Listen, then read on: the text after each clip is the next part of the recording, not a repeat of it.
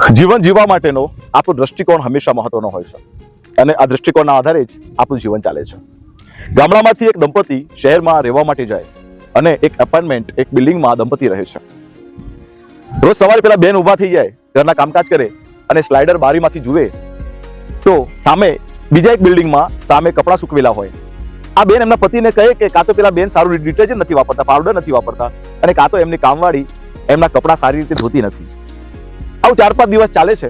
5મા દિવસે સવારમાં વહેલા બેન સ્લાઇડરમાંથી કાચમાંથી જુએ છે તો આશ્ચર્ય થાય છે.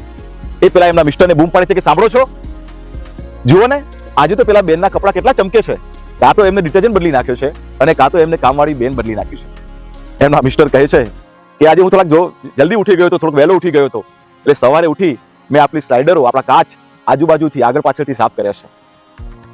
અને પેલા બેન એમના મિસ્ટર સામે જોઈ રહે છે.